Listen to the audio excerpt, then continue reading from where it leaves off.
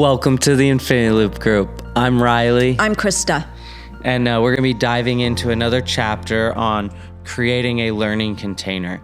And this is so important because this is really the infrastructure of how we connect and communicate and how we get more information and understand people's process.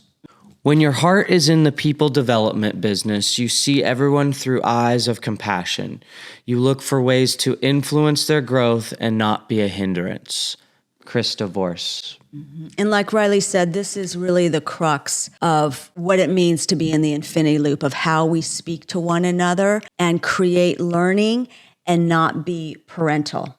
And really narcissistically giving of our opinions of what we think how someone should behave in their life or that they need to quote unquote answer to us. It's coming from the assumption of having all the information. So if you have all the information, then I'm able to make the best decision for you because I care so deeply and maybe I have a little experience in this or am older. Or Right. And what you were saying in some of our last clips about, the assumption that we know what is right for someone else. We know what it's like to be on the receiving end of someone's concern, so-called inquiry and advice. We've done it to others. And I got to say that these people people who do this, they call themselves coaches actually, even though maybe they're not professional coaches, but they think that is their gift in life, is coaching people. And it could not be any further from what I believe what it means to coach and develop other people. Sometimes it's helpful, but not always. And when it's done, it rips off the thin gauze that was over the raw skin and soul. It suddenly crushes someone's tender heart when they thought they had a welcome respite from grief and trauma. The helpers are then shocked and offended that their concern is met with healthy self-protection. Just because we care deeply about someone doesn't mean we always give them what's most needed.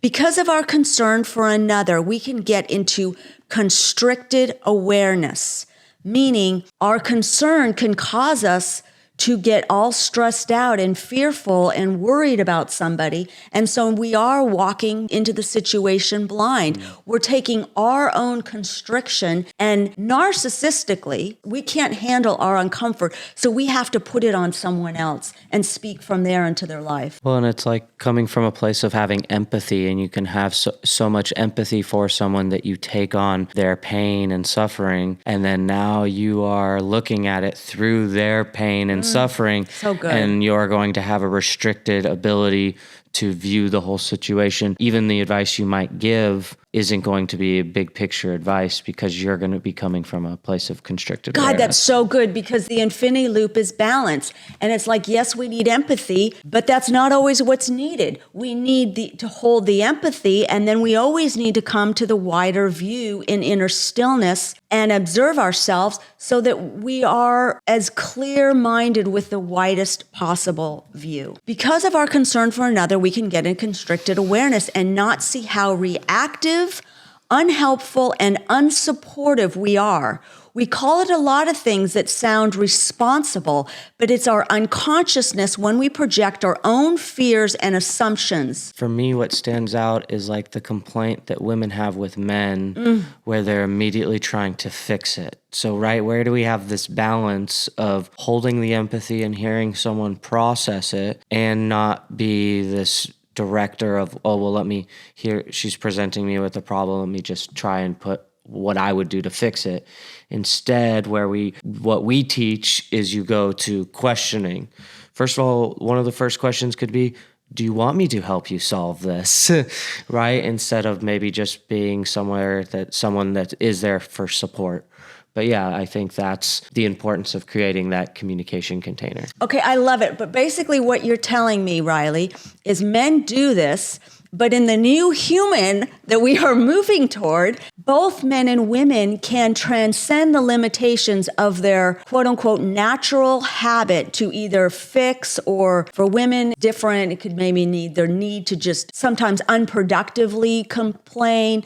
So what you're saying is even though men like to fix, they can up level to a whole new way of doing it. Another level of being present with your partner, first of all. So you're no longer trying to get to the end of the conversation. Oh my God. Right? You're tolerating Yeah. you're tolerating this moment of it being unfixed. And the uncomfort of dealing with a problem, but instead of trying to immediately present the solution, you go to more questions, which will most likely present its own natural solution together, but you don't have to be the teacher of, oh, well, this is how you should deal with that person you work with.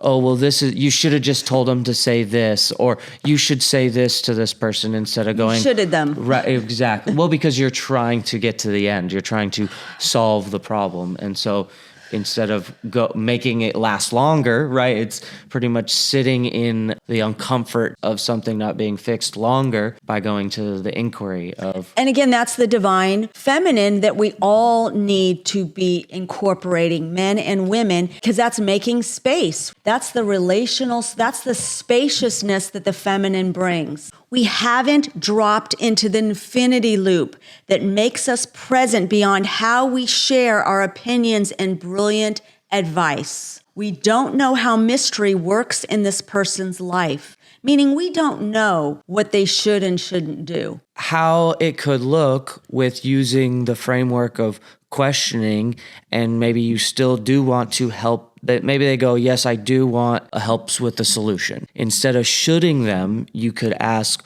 well, what would it look like if you said this to that person?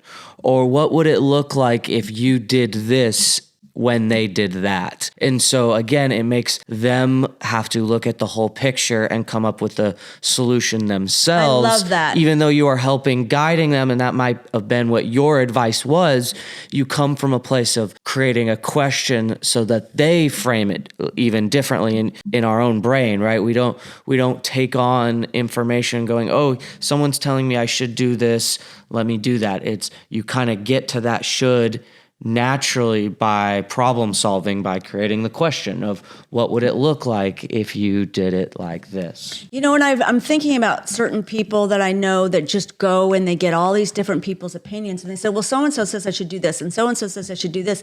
And I'm thinking, wow, all they have in their life is people telling them what they think they should do.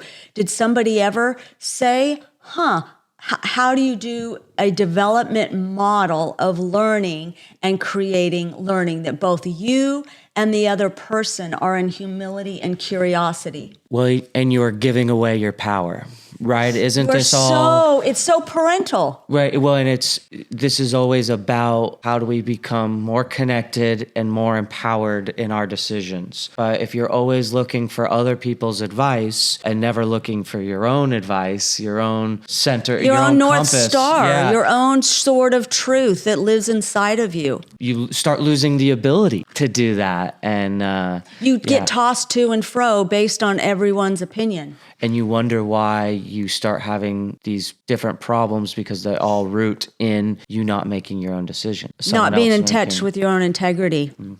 We're not connected, aware, or in true inquiry. We're out of the loop. I'm a big believer in our sovereignty over ourselves. Coach and author Martha Beck sets the stage for this when she tells those she coaches, my job is to tell you what I see, and your job is to tell me where I'm wrong. What a generous way to empower others. I say that exact thing. This is what I'm hearing you said. Tell me where I'm wrong. I think the most important part about that is it empowers people to be held accountable by how they're being perceived. Because I think that is one of the biggest growing points for people is our disconnect with how we think we're being perceived and how we actually are being perceived. That's the emotional intelligence piece. From our actions. I think there's just for the majority of the time, a huge disconnect. And I think that is where the infinity loop can truly empower us to be more connected and more beautiful people. That's the emotional intelligence. And that's why the inquiry, when you have high emotional intelligence, the gap between your intention and the impact is small. And the way you can keep it small is to constantly check in with people. Does that make sense to you? How did you hear that for you? How did that land for you? What do you need? Do you have any question about what I said? What do you think? What's your thoughts on that?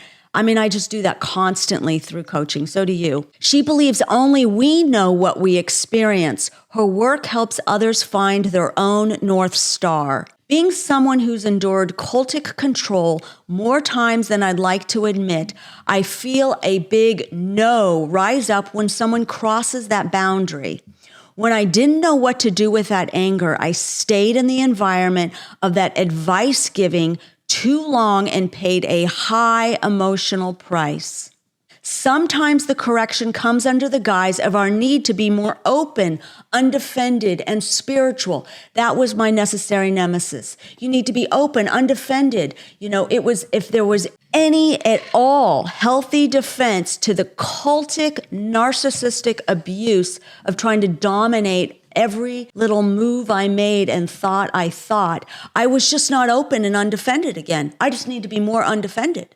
As though healthy defenses is not a God-given thing. And to the point where in these situations, you literally have to lose your sovereignty and give up your intelligence to quote unquote be undefended. I mean, I think it just goes back to the importance of understanding spiritual language is so easily used to gaslight and manipulate people. So I think that's where spiritual abuse. That's where the discernment and communication comes in.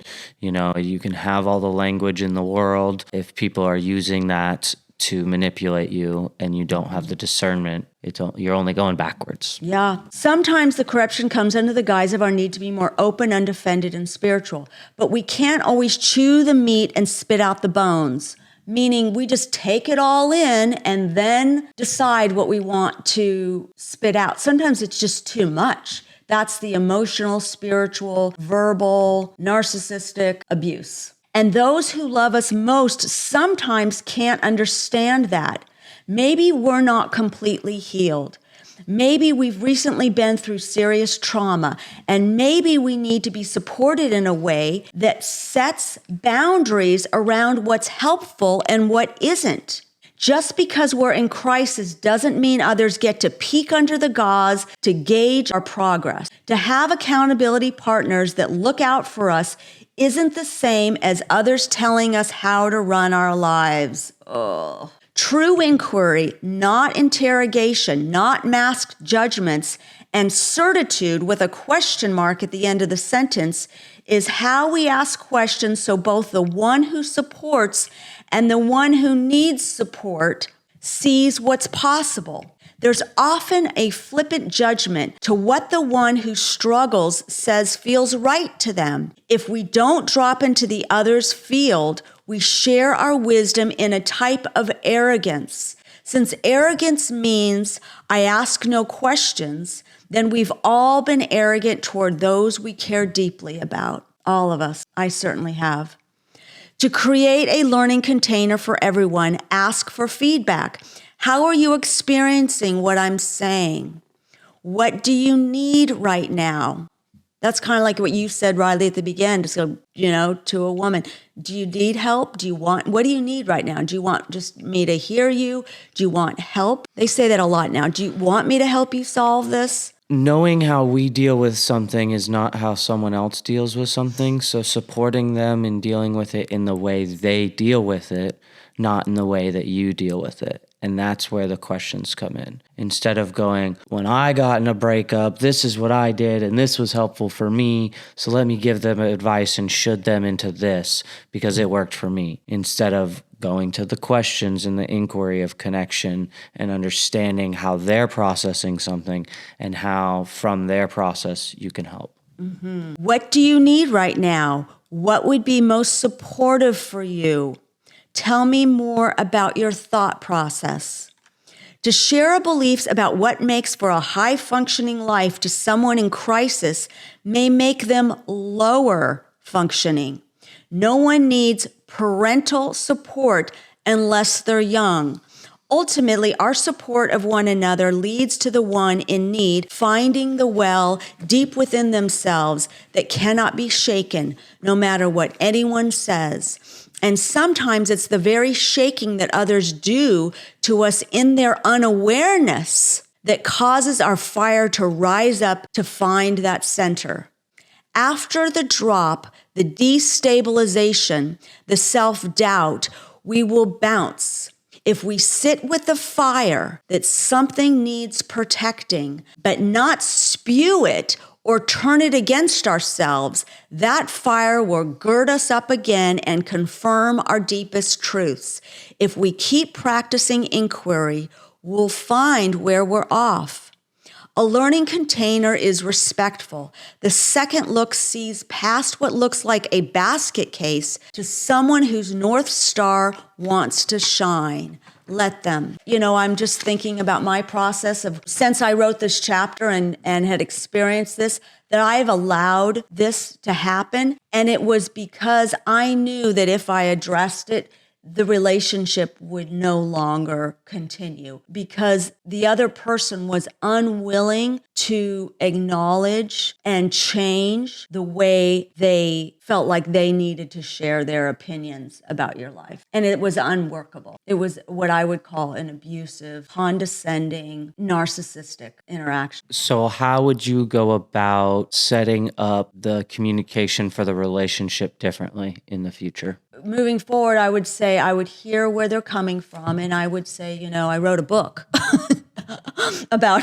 what works, and this is what is helpful, and this is what isn't helpful. It's about my dragon, my inner dragon, and how beautiful my inner dragon is. But she has fire that would protect, and she can say what is true in a really loving way, but I don't throw my dragon into the shadow and say she's not welcome and let everybody else's dragon, however messy they are, come at me. It's like, no, I have a dragon inside of me that protects the gold, protects what is golden and precious, what is my soul, what is my spirit. For me to not fall into any patterns of abuse, of where I'm allowing anybody else to cross that line anymore, because what they're doing isn't smart. It's not aligned with what we know about neuroscience, what we know about learning, everything I know and have studied and about how we should even speak to one another. So how I would set it up is I would set the container and I would invite them to actually explore this chapter with me. And, this is why we're creating partly a tribe. I really only want to interact with people who want to live in connection, awareness, and inquiry, in kind of intimate relationships, close relationships. And can you give us an example of a relationship that changed by going into this method? I mean, I can think of our relationship. I would think our relationship. I think a how- lot of people, they're not willing to humble themselves and learn. I can think our relationship. Yeah, once I learned this tool of communication, I think the level of our conversations leveled up with the ability to talk about difficult things and able to process them, because it was no longer about blaming, but more about understanding and connecting. It wasn't like, oh, you're bad because you did this. It's, I saw you doing this meant this towards me. And it wasn't, you're bad because of that, or even that's what you meant.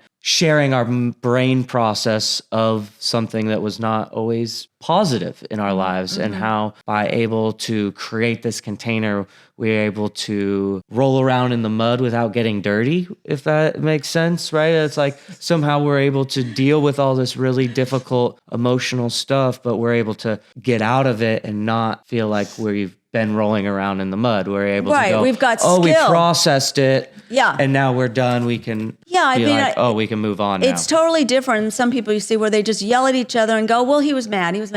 And then they just go, sorry. And I'm like, I don't want that. I don't want to go into unconsciousness in my relationships. Well, I want to stay in a dialogic, loving, connected. I want to stay in the infinity loop in my relationships. Well, what we permit is what we promote. We permit healthy communication and inquiry, not spewing of your false truth without having any feedback. This is what I would say. I say at the beginning of the book and a few times is that this will not work if you are really high in narcissism, because you have to let your ego fall back into a healthy place and not be running the show up front. You have a sense of self, but you are not leading with your ego. The ego is not good at love and compassion. And so if somebody is highly narcissistic and they are very attached to their way of giving advice and telling people what they should do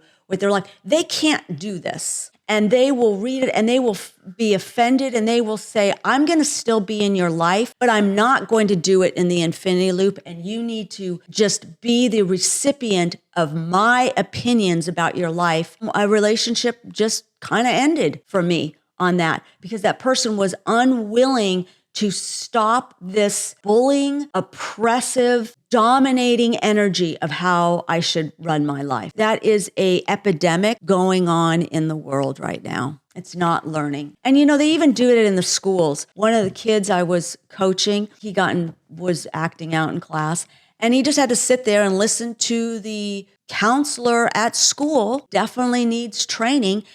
It's just the lecture. It's just the monologue, as though that is going to change the behavior. There's no going under to go, oh, well, why was the kid needing attention? And what was the peer pressure, right? This is it's an epidemic in society, in families, in relationships, in marriages. It's not love. So as creating the learning container is so important, how you start creating that learning container is with inquiry. We are not our point of view. We are talking about ideas, not our identity. In humility, curiosity, and honesty, we move from debate to inquiry. When we connect from there, we think together. Krista Vorse. True inquiry is rare. And once you teach it to someone, it's difficult to make it stick because of our culture of command and control and telling others what to do. We think managing is being bossy. We're supposed to manage programs and processes, but coach and lead people. We fall into selling is telling. That's that lecturing, which is advocating our point of view. Inquiry in the infinity loop that's based on connection and awareness is utterly transformational and radical. It's radically rare, but its time is overdue. Read through these lists and take note as to what you will begin to incorporate into your life. It will change your world. The first one is language to improve dialogue. So improving advocacy. That's the opposite of inquiry. Advocacy is you're advocating for your point of view. So to improve that, here's what I think, and here's how I got there. I assumed that. I came to this conclusion because... And so much of that is something we've talked about before, of kind of combining all those. This is what I'm seeing. This is how I'm seeing it because of what I'm seeing. This is what I'm assuming. It's combining really all those together into... And we do this all the time, all day long. Both you and I do this in all of our interactions. What do you think about what I just said? Do you see any flaws in my reasoning? What can you add? This is part of the disciplined decision-making brand that we have all these thought models and look at how you make decisions. Here's one aspect you might help me think through. Do you see it differently? So for improving inquiry, we would go, what leads you to that conclusion?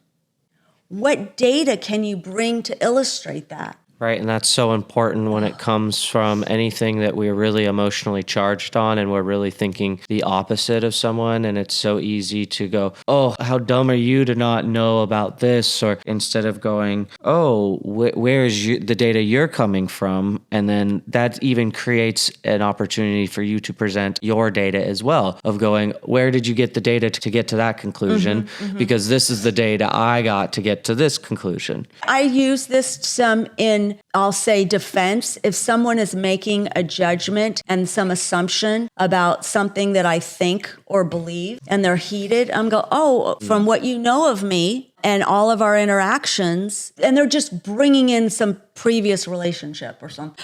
Well, based on your experience of me, what data are you selecting to tell yourself the story that that's what I would have meant by that? And that is a very legitimate way to be able to defend who you are. It's like, is that consistent with who I am? Is there something I'm missing that would say that that would be consistent in my character or how I've ever treated you? Right. What causes you to say that? Yeah, what causes you to say that?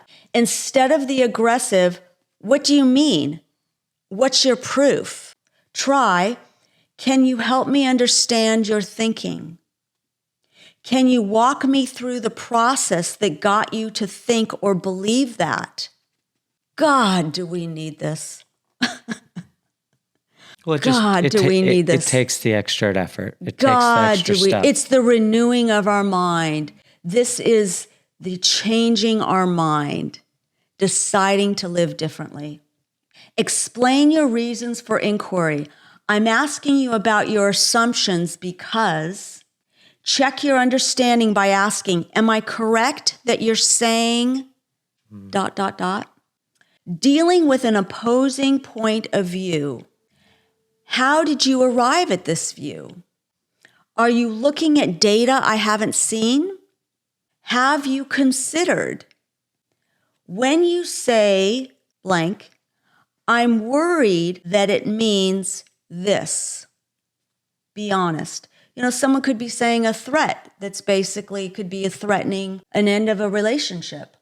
I'm worrying that or when you say this always or everybody and you're including me, I'm worried that that is how you actually see me. You just included me with everybody else that's ever done this to you. I have a hard time seeing that because of this reasoning. The infinity loop, again, is not either or, it's both and. We are curious and we are honest. We are humble and we have a healthy sense of sovereignty over what we believe. We have boundaries. We have empathy. It's something can be true and false at the same time, right? It can be true and there could be a bigger picture to the situation. It could make it untrue. Like, and your feelings are real, but it may not say what is true ultimately about the situation. Like somebody doesn't love you at all, that kind of thing. But honesty is crucial. This is not manipulation. The thing is when you are doing these tools, they hold a container for honesty. We have to become more honest and less manipulative. And that is the shadow of women. They've had to manipulate to be able to get what they've needed through society because the male's just going to handle them. They've been seen as property so that they come in their own manipulative way. And I still see, quote unquote, liberated feminist women just being very proud of their manipulative skills in manipulating men. Or the men in their lives, and then they bring it into the company. That is not the integrated divine feminine with the divine masculine. It's about honesty and speaking up in the purity of this. When we can be honest in a loving, connected way that is in this inquiry learning place, we never have to manipulate anybody. Dealing with an impasse. What do we know for a fact? What do we sense is true, but have no data for it? Oh, that's so good. Ultimately, it's if we're disagreeing on something, where can we find the root of where we do agree? Yes. Because I think that's too often people will start arguing about the part that they disagree at and can't take the steps back far enough to go, well, where did you stop agreeing, right? You agreed up to a certain point, and now you're arguing 3 disagreements down the road, and you're not going to actually solve it because there's actually a couple things that you disagree on. Or, oh, we agree on it, but we just get to a different end result. And so explaining why we agree on this can help you understand someone's path. This is all the relationship work. This is all the organizational development work, all the leadership work, is when we break down all the stuff instead of unproductively arguing about the stuff and not bringing back to what do we actually, like you said, agree on the data. All this stuff is easier when we respect each other. You're willing to spend the extra time and inquiry when you respect the person you're communicating with. You create the container, these tools of this is how we are going to engage with one another. What don't we know? And what is unknowable? There's always a lot that's unknowable. We never know what decisions that we're making. Or someone's intention. What do we agree on? What do we disagree on? Are we starting with 2 different set of assumptions? What would have to happen to have one of us consider the alternative? It feels like we're getting into an impasse, and I'm afraid we might walk away without any better understanding. Have you got any ideas that will help us clarify our thinking? I don't understand the assumptions underlining our disagreement. I think ultimately this language is about disarming and creating the invitation. Everything is an invitation. But it's a disarmament first. Creating the safety. It's I respect you so much that I'm not trying to escalate this situation. I can see that we're seeing this differently. How do we create a space for you to maybe be open to my point of view, or me creating a space for you to communicate your point of view to where I would be open to it? Perfect. So again, we are constantly learning and they are constantly learning. This is a learning container. When views are expressed without reasoning or illustrations, you might be right, but I'd like to understand more. When the discussion goes off on a tangent, I'm unclear how that connects with what we've been saying. Can you say how you see it as relevant? Right. Can you show me where the dots connect? Yeah. When you doubt the relevance of your own thoughts, this may not be relevant now. If so, let me know and I'll wait. 2 members pursue a topic at length while others observe. I'd like to give my reaction to what you 2 have said so far and then see what you and others think. It's thinking out loud, having the humility to share your first thoughts that come to mind and not be attached to them, or also the person who's receiving them be able to receive them and not feel like they have to defend whatever is said, because understand we've created this container that is always changing and adapting and just trying to understand more. You're being transparent because it's safe to be transparent. Several views are advocated at once. We now have 3 ideas on the table. Say what they are. I suggest we address them one at a time. We perceive a negative reaction to others. When you said, and then give the illustration, I had the impression you were feeling, and say the emotion, angry. If so, I'd like to understand what upset you. Is there something I've said or done? So we can say, when you did this and you rolled your eyes, I thought you were really irritated that I was bringing this up again.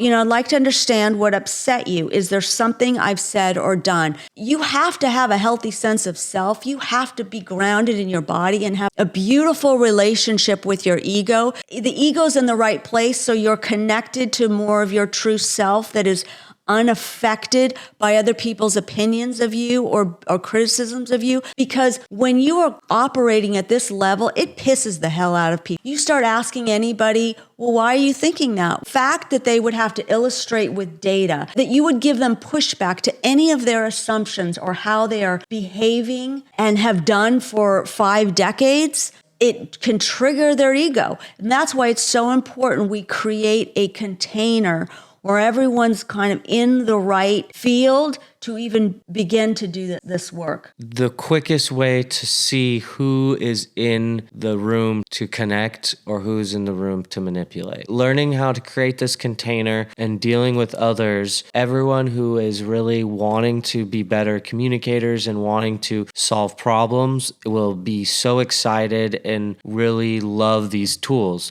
Those that want to manipulate and control and gaslight are going to be the ones that are the most hesitant and push back on wanting to step into the infinity loop. Yeah, I mean, I've seen this when it's really done at leadership retreats. It's beautiful because everybody is very humbled knowing that this is not a natural way we communicate. We communicate very lazy and we communicate very much from our certitude and from our egos. You perceive a negative reaction to yourself. This may be more my problem than yours, but when you said, give an illustration, I felt, not you made me feel, yeah. I felt, am I misunderstanding what you said or intended? Others appear as though they cannot be influenced. Is there anything I can say or do that would convince you otherwise? In what ways do you have to incorporate all the lessons of this book and be able to do this as a reflection? As these all build on each other, you can see the importance of the inquiry and creating the container. The respect. Just how they all build on each other. All they do. You have to get past your own constricted awareness, the levels of awareness, everything. Thank you again so much for joining us on this journey of the Infinity Loop group. If there's something that you'd like us to talk about, please comment. We'd love to start diving into other subjects as we're getting to near the end of the book. Thanks again for everyone who's joining us on this journey. Please share with others, and till next time.